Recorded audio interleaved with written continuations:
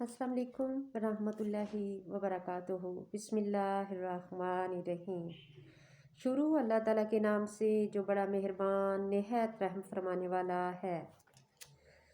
حضرت ابو بکر رضی اللہ تعالیٰ عنہ سے ایک شخص نے آ کر کہا، اگر کوئی آدمی کہے راتوں رات میں بیت المقدس گیا، آسمان پر گیا، واپس مکہ آ گیا، تم مانو گے؟ کہا، کس نے کہا ہے؟ کہا، تیرے ساتھی نے کہا ہے۔ کہا، پھر ہو گیا۔ ایک بدو سے آپ صلی اللہ علیہ وآلہ وسلم نے گھوڑے کا سودا کیا۔ وہ سودے سے پھر گیا تو آپ صلی اللہ علیہ وآلہ وسلم نے کہا، اللہ کے بندے، سودے سے کیوں پھرتا ہے؟ تو اس نے کہا، گواہ پیش کرو، میں نے تمہارے ساتھ سودا کیا ہے۔ تو آپ صلی اللہ علیہ وآلہ وسلم پریشان ہو گئے کہ موقع پہ تھا ہی کوئی نہیں، گواہ صرف 2 تھے۔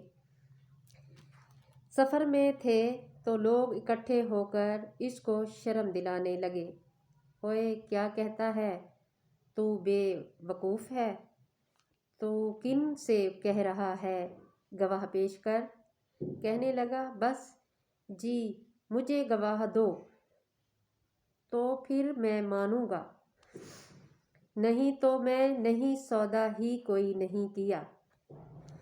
ایک حمزہ بن ثابت رضی اللہ تعالی عنہ کہنے لگے، یا رسول اللہ،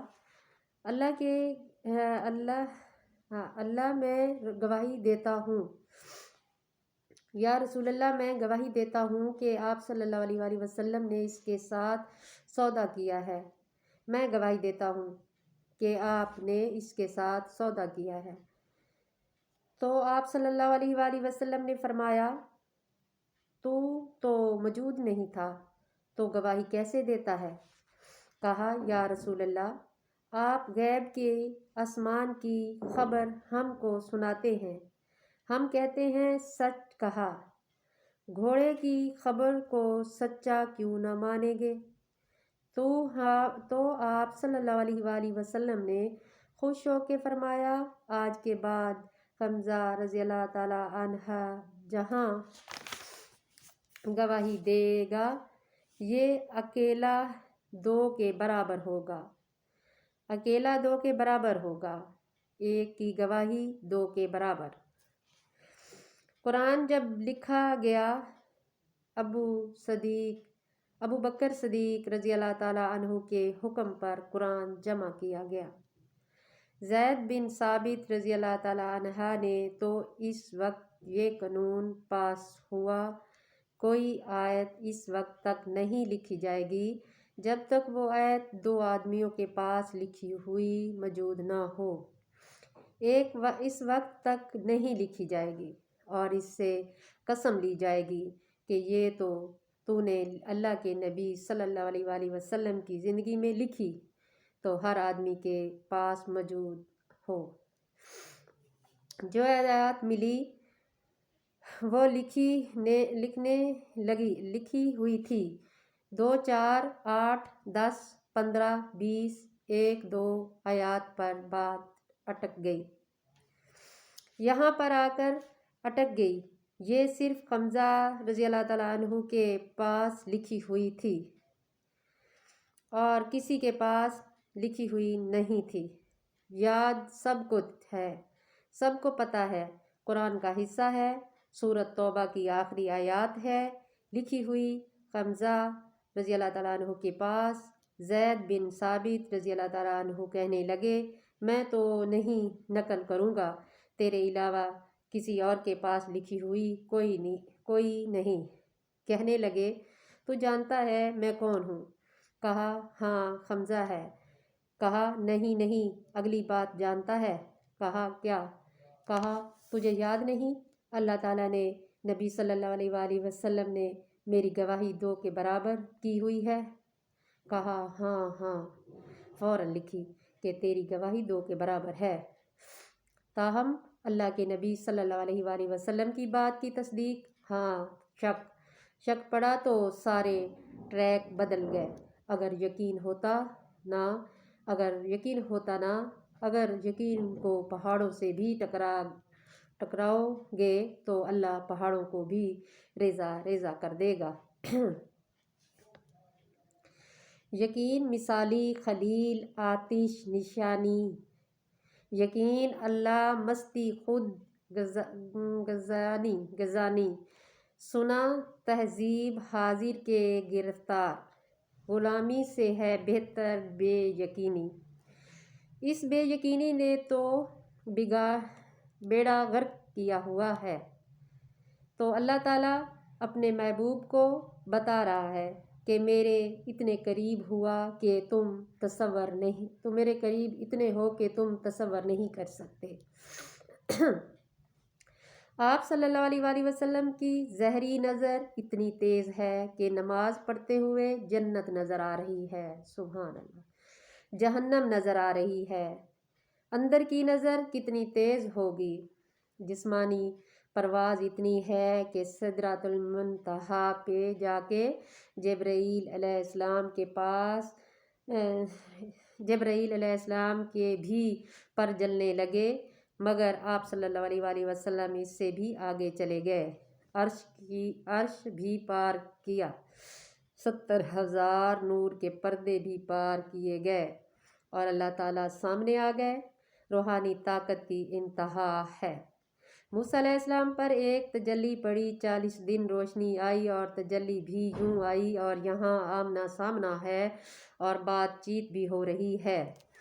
التحیات للہ والصلوات والطیبات۔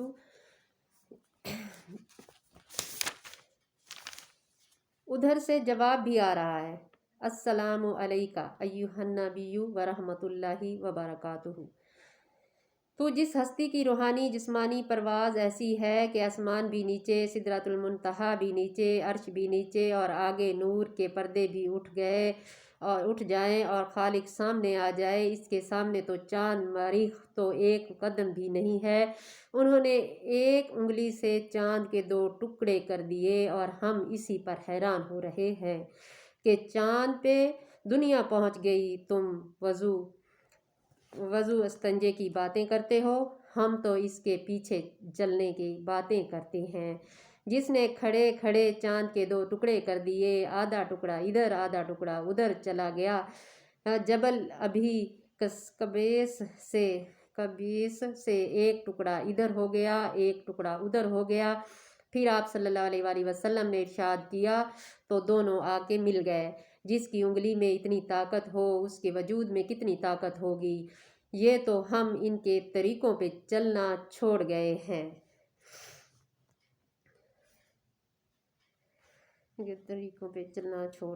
ہیں۔ بس یہیں تک کافی ہے۔ ابو سفیان، میں تمہارے پاس دنیا اور آخرت کی عزتیں لے کر آیا ہوں، میرے پیچھے چلو۔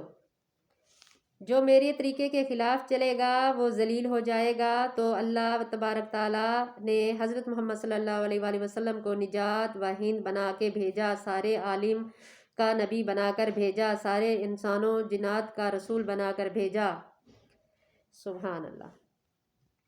رسول اللہ صلی اللہ علیہ وآلہ وسلم کا قرب خامدی، کہا اس کو تو آتا جاتا کچھ نہیں، تو میرے اللہ نے کہا میں نے اس کو تو وہ کچھ دیا ہے جو تم تصور ہی نہیں کر سکتے، سبحان اللہ۔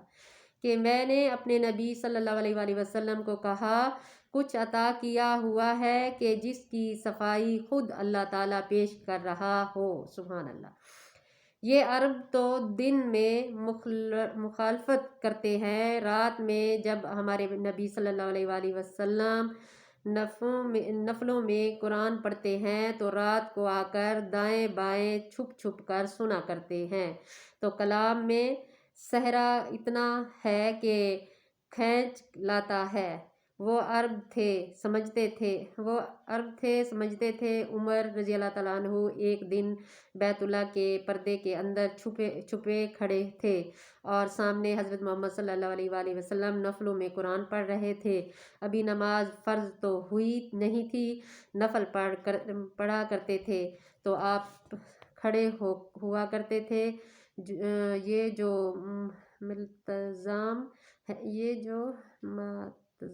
محترمز ہیں یعنی جو دروازے ہیں اس کے سامنے کھڑے ہوا کرتے تھے۔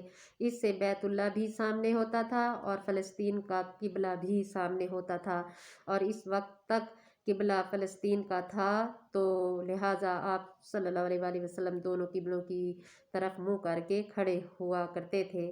تو آپ مستقبل وہاں کھڑا ہو کر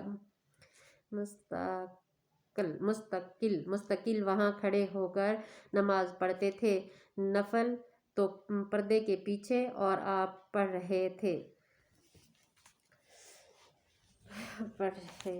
سبحان اللہ۔